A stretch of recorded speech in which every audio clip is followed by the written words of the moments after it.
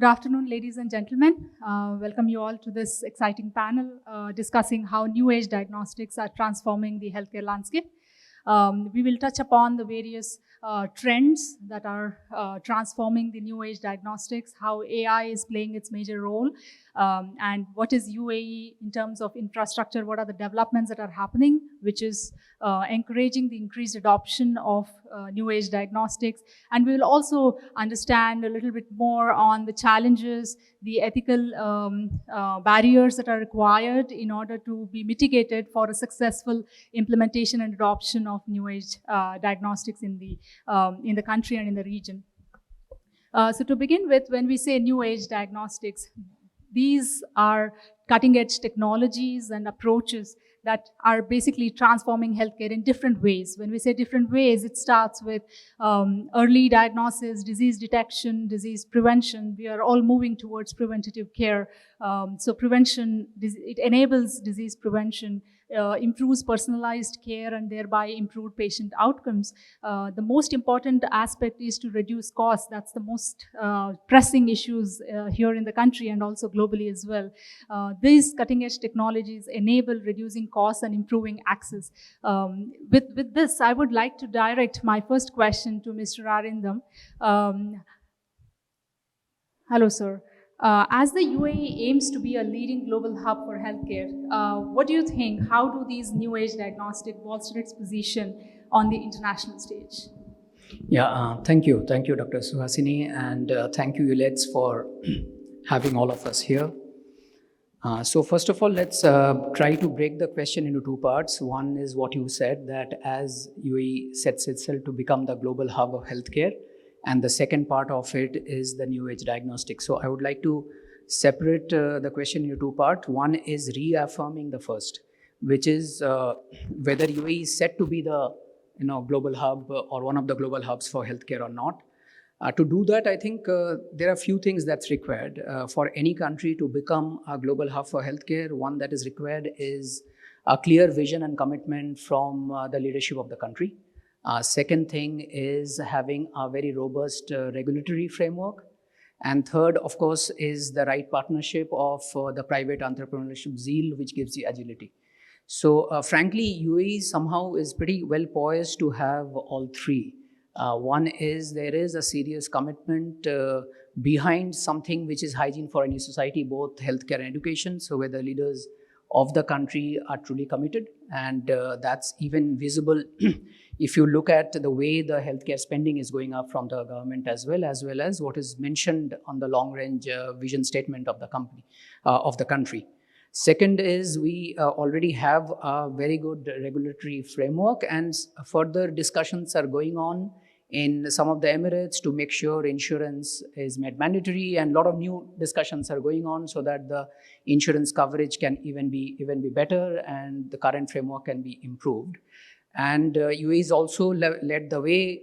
We have spoken in the morning as well about Dubai, where the whole private entrepreneurs and the PPP and the partnership of government with private players have really worked. And we are Purelab, and being part of Pure Health, our business existence has always been via partnering with the regulators and with the government authorities. So we are there because of the framework, and of course whatever that we could do as a company. So that's the first part of the question, that yes, I strongly believe that we are poised.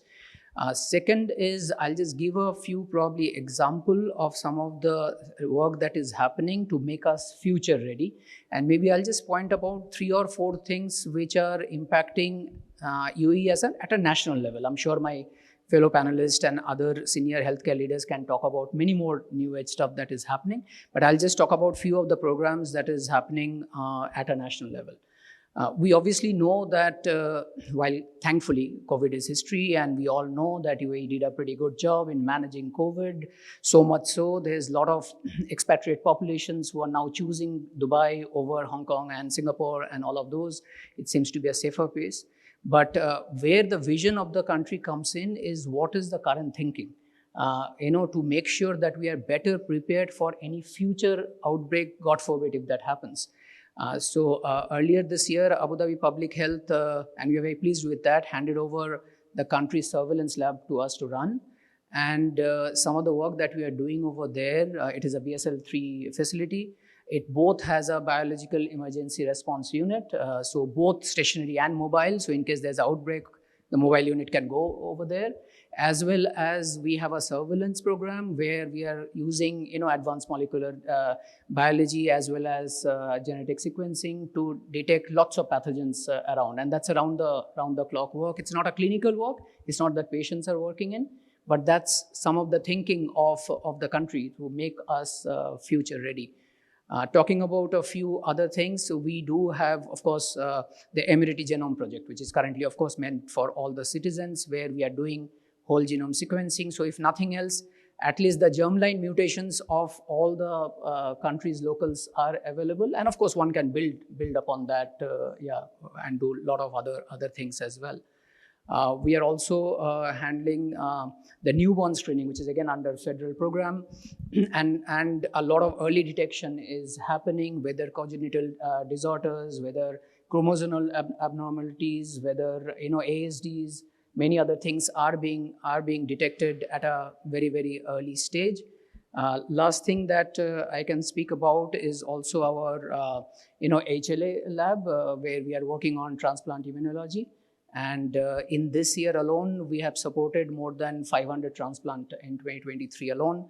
And there's a lot of work that is happening, given that we have a very small population over here. Sometimes getting donors become difficult. So we are doing, our country is doing rather paired kidney exchange program, where we are looking, partnering with other countries as well. And even we are getting samples from some of the nearby countries into UAE. So yes, a whole lot of work is going on. So some of those, I think, will really impact the country in a big way. Thank you.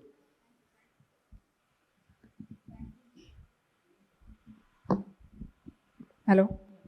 Thank you. I totally concur with what you said. We have laid the stepping stones, the foundation, and we have the right vision for the country to move forward sustainably on the long run and adopt all the new age diagnostics. Having said that, one of the advancements and the most talked about diagnostics is point of care devices. So point of care devices, as we all know, there is a significant advancements in this particular specific niche segment, where we envisage advancements like miniaturization, portability, integration of AI, like extreme levels of personalization and customization in order to take it to the next level. So I would like to discuss a little bit more on the point of care devices. So I'd like to hear from Dr. Nehmat on how do you envision point of care devices evolving in the next decade, and what impact will this have on remote and rural healthcare delivery? Thank you, Doctor, for your question. Let me start by saying that the point of care concept has been there for a really very long time. So it's not really a new concept, but what happened in the past couple of years, especially with COVID, so we're really COVID opened our eyes on what can we do better, how we can do it better, and how we can reach really to places where we face so many issues during COVID time. And this is where the burst really comes with the point of care. The point of care are already started, as I said, mainly because of COVID. So we started really seeing lots of innovation and ideas that comes from the need that are really pushing point of care into a completely different journey. We are seeing more and more compact instruments that previously we needed really so many square feet to accommodate, and now we are holding one instrument on our hand. The size, the compact, the artificial intelligence that gives really the accuracy that we as diagnostic look for in any testing. Artificial intelligence is really giving us this push to make these instruments, these miniatures, really the advance of being able to diagnose, and of course the data transfer with the IoT nowadays, wherever you place your machine, you will be able, sitting far, far away, to read what is the machine reading and how you can benefit from that. So all those things will really give a big boost to the point of care. And it's true what you have said, that the main benefit from point of care will be really to rural and remote areas where the need for accessibility is not there. And so nowadays the patient doesn't have to think twice to take a journey for hours, maybe to do a health checkup or to see his doctor. The diagnosis is really being taken to the patient and the healthcare provider doorstep. So it will make things easier. It will help them to do or help us all as a community to prevent instead of waiting until we are symptomatic and do the diagnosis. With all this, of course, comes many challenges, and the challenges comes from the cost, from the infrastructure, from training of the healthcare providers in the other side, where they really need to know how to read and how to address the complexity of these small machines.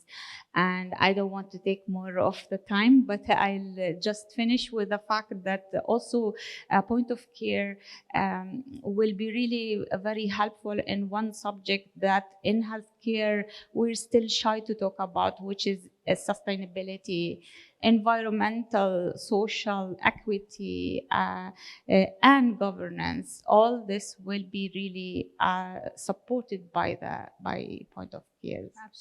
Absolutely, we agree. I think point of care is also going to redefine the clinical pathways and the patient journeys. So my next question is around the patient journeys and empowering patients and improving access to care. So this is for you, Dr. Aditi. From your experience, how do you think the advancements in diagnostic technologies are impacting the clinical decision making and the overall patient journey in hospitals? So I think we heard two of the speakers now, and they discussed about, one of them discussed about the immunity genome and one of them discussed about point of care. So definitely these are something a very new age kind of diagnostics. And when we talk about new age diagnostics, it is giving us a speedy diagnosis so that we don't have to wait for longer time for any kind of results, may it be a genomic testing results or whatever it may be. And accurate result reporting, precisions in the testing, because whenever we are doing testing, it should come the similar result. One lab will give another result and another lab will give another result. Everyone will get confused, and that is not the way we report patients' results, right? So with the technology in advancement, all such things are getting in track, and with all those things, even with a speedy diagnosis, we can monitor critical patients also. And this is actually very much helpful, at least today's days, it is very much helpful for the cancer patients who might need a very early detections and treatment, which might not lead to the relapse for the patient. So that is one more thing. The monitoring is one good addition to that. And with all such things, I think there is one more major shift is happening in this diagnostic era, that is the preventive or predictive kind of testing. It is not only predictive genomic testing and preventive genomic testing, it is many other predictive testing, even simple wellness testing is also required. So as Dr. Haldar was speaking, why I took his point, because when it is Emirati genome is going on, that project is going on, it is not only for creating a database, it is not only for creating knowing the germline mutations, but it will help in future all these Emiratis to understand and give a very good accurate result for the predictive testing. So that is one more future prospect of this. Thank you, Dr. Aditya. Absolutely. I think I would like to, derive insights from what you said. I think point of care diagnostics, including genomic testing, are some of the most advancing technologies in the recent times or in the near future. Dwelling a little bit deeper into that, I would like to direct this question to Dr. Sangeeta.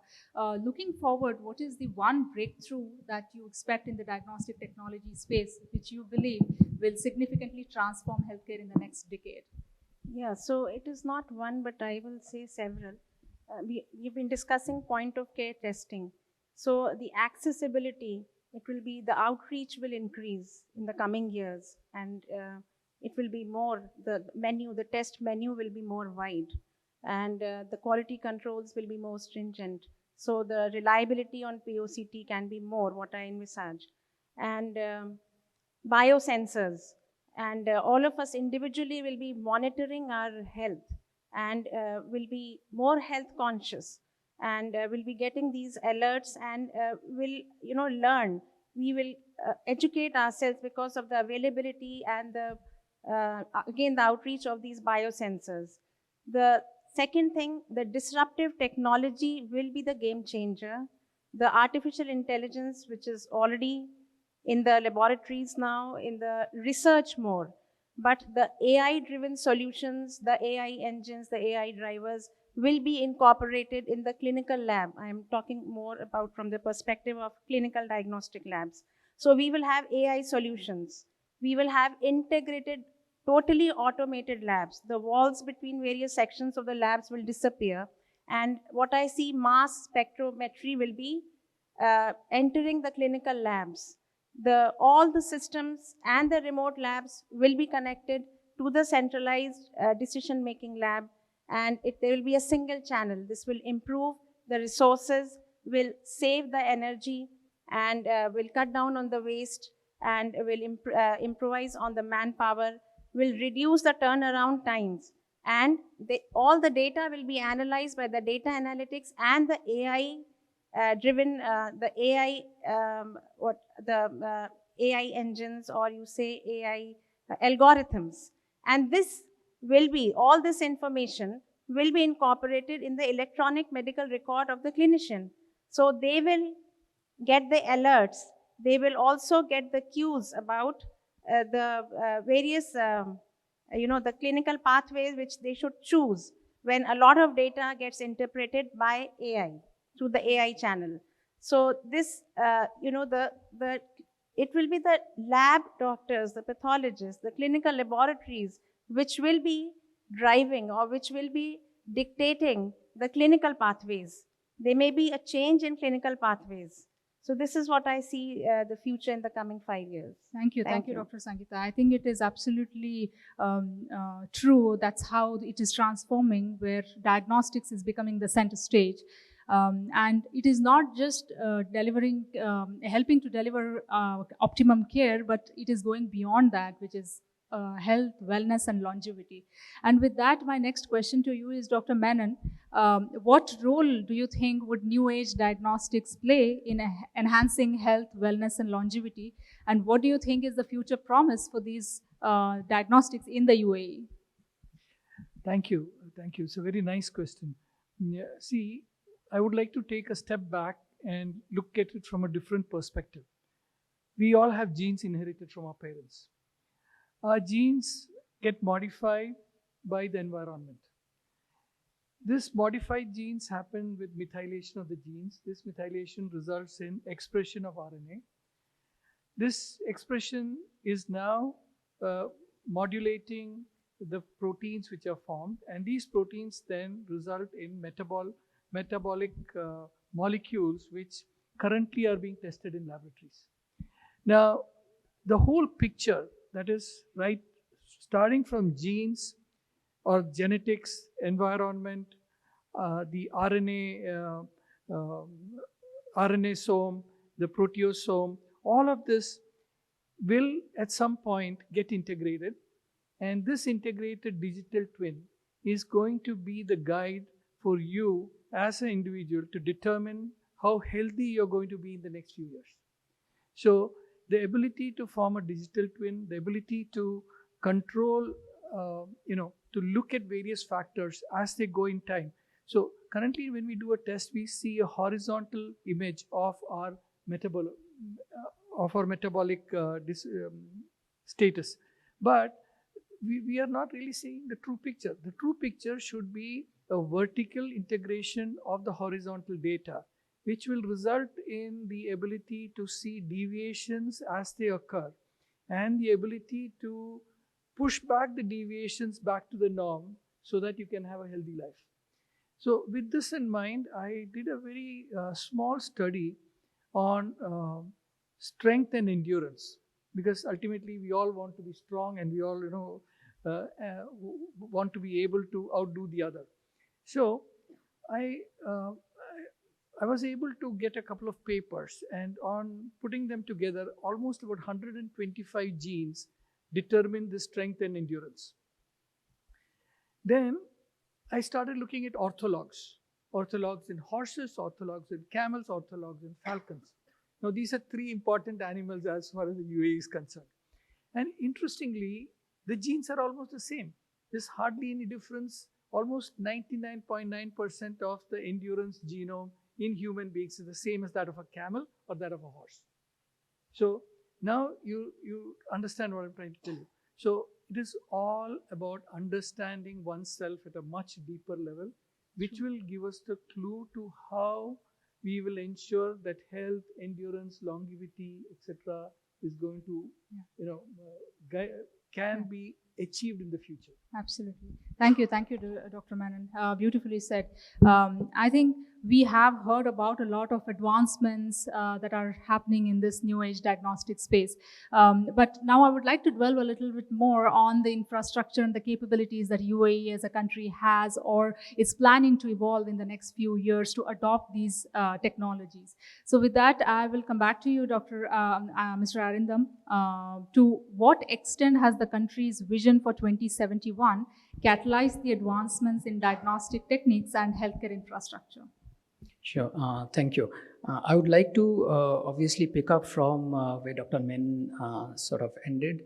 And yes, while traditionally we being in the lab business, sort of thought, genetic sequencing, NGS is the epitome, like that's the last thing that you do. And I'll just pick up from where Dr. Menon is speaking about, and a lot of thinking is going on, not that it's there in the clinical arena as well.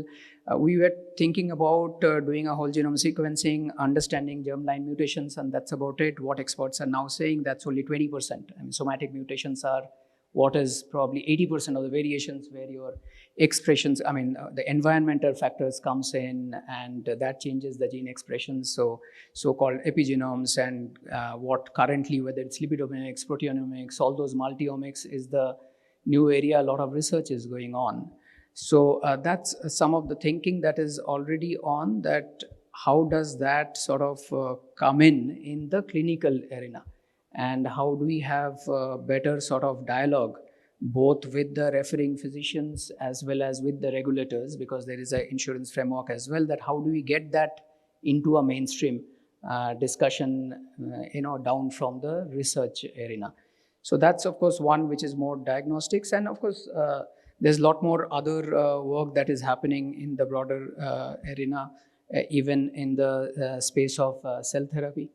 So one of our sister organization, Abu Dhabi Stem Cell, they manufactured CAR T cells in UAE for the first time, or successfully could treat cancer patients as well. So that's quite an advancement, and there is a huge amount of interest and support as well from the various regulators. And there is also a serious interest from the regulators on using AI. But of course, that's another discussion, that while AI is required, how do we have the sort of frameworks and regulations around AI, which probably has to be very, very different than what is today. Like as Dr. Sangeeta spoke about, the reason, the sequencing throws millions and millions of data points, right? And earlier it used to take time, what a bioinformation can do. Today there are software, the AI tools, they can analyze those millions of data points a lot faster. So that is very, very exciting. But maybe another point, separate point, and I will not dwell on it much, is what do we do that way? How do we harness AI as well to make sense for patients? Thank you. Thank you, Mr. Arindam. I think Dr. Nehmat, would you like to add a little more of your insights from a clinical perspective, how these advancements will enable the improvement and development of healthcare infrastructure in UAE? Yes, thank you. I actually want to start by the fact that we do have a vision to 2071, right? It's 100 years from now. And if you look at the healthcare ecosystems around the world, you will see that usually things start from the bottom and they try to fight with the regulators and with the top saying, please help us to. In UAE, we are really lucky at the healthcare that what we hope for and what we're really working towards is also in the same level with the whole country's vision. And it's not a 5 or 10 years vision, it's 100 years vision. So we're really trying to put the first step in a very long path. This comes from the fact that really what I can see in UAE, that we are looking into the future as a future, and we know and understand how much AI will not really take the healthcare only from maybe reducing cost a little bit or maybe improving the turnaround time. No, we are working towards a patient-centered healthcare, a quality-oriented healthcare, and this is where AI will play a role. We have more holistic approach of the not diagnostics only, but also treatment of the patient. And I think we are on the right track. There is lots to be done. There is infrastructure to be built, but these things will come slowly, and that's why we have 100 years. Yes, perfect. Yes, Doctor. I totally agree with you. When we say AI is all everywhere. I think it's an interesting concept, and we are all using ChatGPT, I guess. And when we say AI, there is a lot of data, and with data comes data security and data privacy and ethical considerations. So my next question to you is, Dr. Sangeeta, what ethical considerations and challenges arise from the widespread adoption of AI and genomic-based diagnostics, and what do you think, how should healthcare industry address these issues?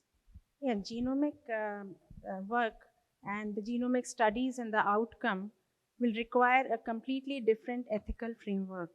So that has to be thought of.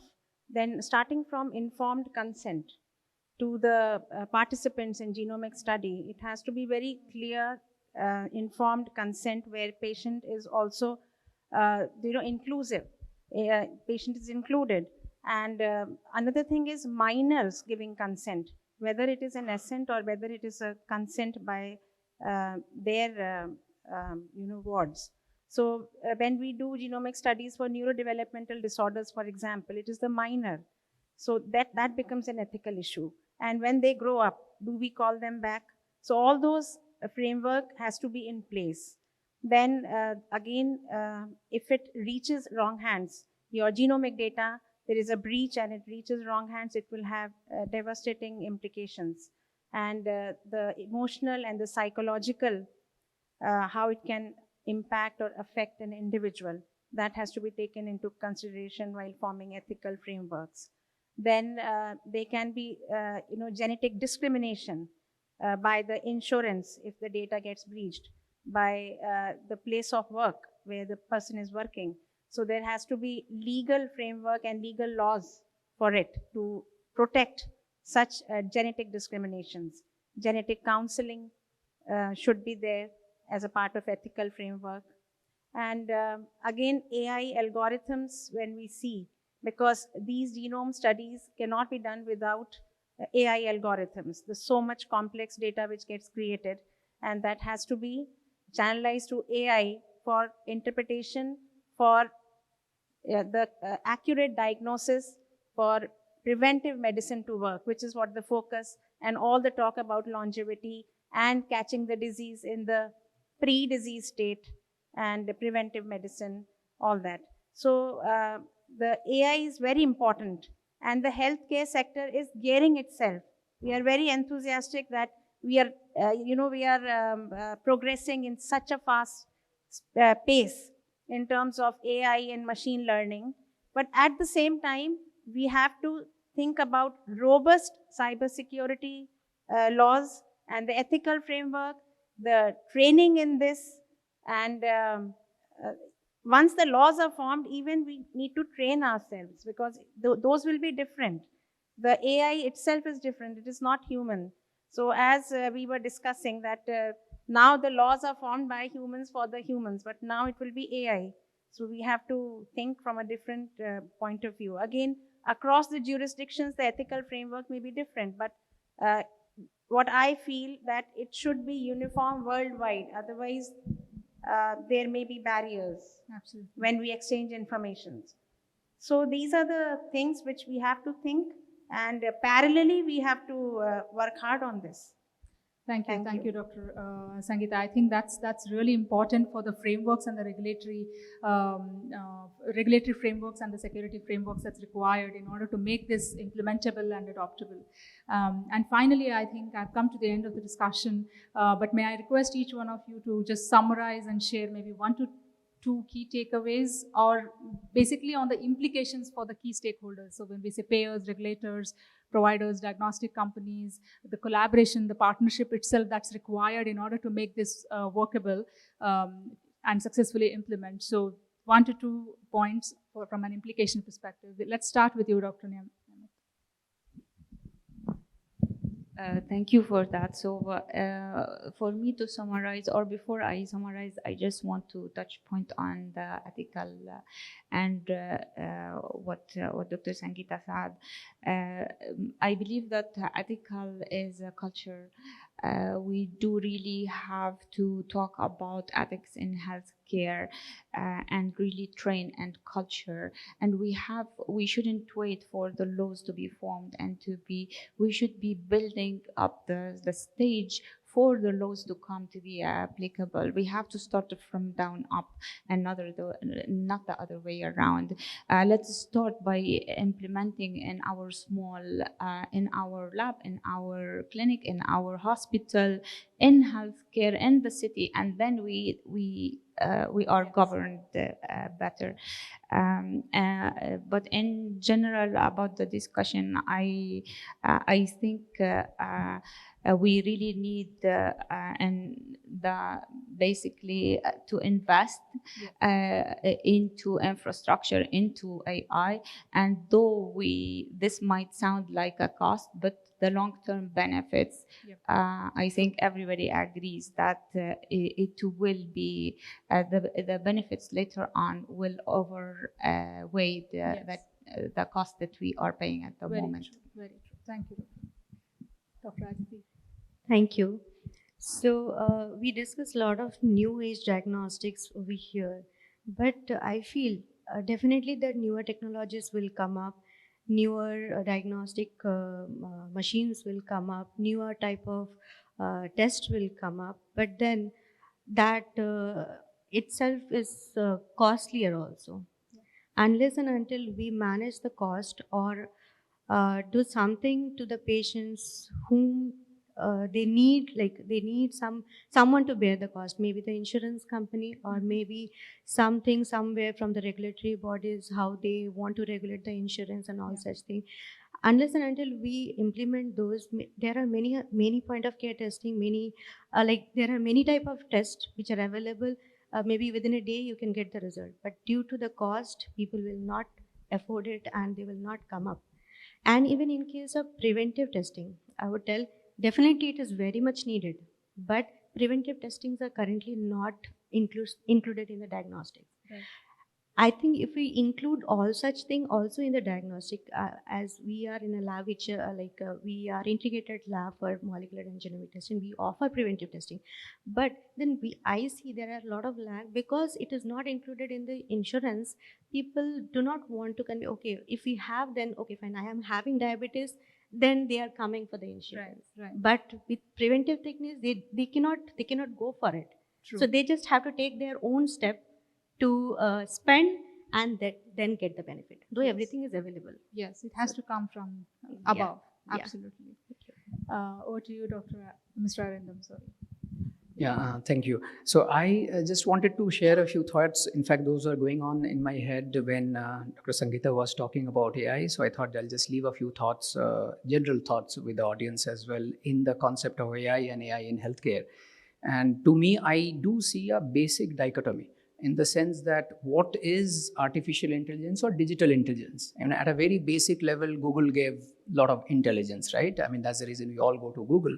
And the reason Google becomes Google is because it has democratized information. It has access to a whole lot of data points. Yeah. So if you don't look at healthcare, if you just look up only with a lens of artificial intelligence, you should feed in with as much data as possible from across the globe, freely available for artificial intelligence to be truly artificial intelligence. However, then we are talking about healthcare. And then there are, like Dr. Sangeeta said, privacy at various factors. Yes. I want my data to remain private. UAE as a country or India as a country or anyone wants their healthcare data to remain within the cloud of the country and remain private as well. So there is a privacy and then there is a AI, and we need to figure out the right regulation where there is a right match, where what can be truly anonymized, which can be democratized, and whatever is personal to me remain personal. Do I have the solution? No, but all of us will have to think through what is the right influence. That's one. The other thing is about, what experts call AI bias. All of us know, right? All of us have studied in school and all. It's a conventional thing. History is written by the victors, right? Whoever has won the war always writes the history. AI and generative AI can rewrite. So you wouldn't even know what is fact and what is fiction or what is made up. The truth can be retold as well. So again, in the question of healthcare, I think what is very important is how do you find the right confluence of the doctors and the healthcare professional and AI? Because the doctors and the knowledge is essential for healthcare, right? I mean, that's where it is. And with all my due apologies to all the doctors sitting over here, they don't probably understand AI, right? I mean, they have not studied in a generation where even AI was known. I mean, when I studied in school, obviously there was nothing called AI. So how do we figure out the role of doctors to train the machine? When you call machine learning, someone has to teach the machine. So how do we have that right confluence? So those are just the thoughts that I thought I'll leave with the audience. Thank you. Thank you, Mr. Arindam. Dr. Menon, just with taking time into consideration, just a quick Thank you. slide, So, please. just a few points. First and foremost, just genetic information is not enough. You need to get into much more depth. You've got to look at expression. You need to look at expression of proteins, proteomics, and then metabolomics. That will give you a complete picture on which way your health is going. That is number one. Number two, a lot has been said about AI. Just remember, AI is just a black box. It is just, you put in some data in, it gets out some data. What is important is the training data set. Because having worked with Python and having been using ChatGPT quite often, you realize that ChatGPT often gives you data which is totally constructed by itself, including references. So you've got to be very, very careful. So it is vital that the data set used to train the AI be extensively curated by experts to ensure that what you get is appropriate. Sure. Thank you. Thank you, Dr. Yes, and coming to me, since I'm a doctor, so from doctor's point of view, I'm also a medical director, and when there was digital transformation suggested in my hospital group, in fact, so I myself did a course from Harvard that is leading digital transformation. So then it is then that I realized that doctors do not know anything about data analytics, about all the disruptive technology or digitalization, what we are talking about. So if we have to collaborate, the healthcare professionals with all these companies, we need to understand what is going on. And so the training of the doctors also has to be done. And I'm sure in future the medical colleges will have this as a side subject also. So this is one thing. And second is preventive medicine. Once now it is all in the in the laboratories, in the research laboratories. Once Mr. Arindam, it actually comes into clinical practice. there has to be some parallel insurance. Okay, of course, we are ready to pay a cost, the premium, but it needs to be covered. Then only we can enjoy all this and it will be fruitful, the longevity, the vision which has been seen. Thank you. Thank you, Dr. Sangeeta, and thank you, panelists. So one last message from me. So what we have learned today is that new age diagnostics are definitely reshaping healthcare. But as we move forward, what's important is cost efficiency, regulatory frameworks, and training and making the healthcare professionals use the technologies in the right way. This is going to take the curative form of treatment to a preventative form and make a better quality of life and longevity for people. Thank you so much, and thank you so much, panelists, for sharing your valuable insights, and it was a pleasure talking to you, all of you. Thank you, audience.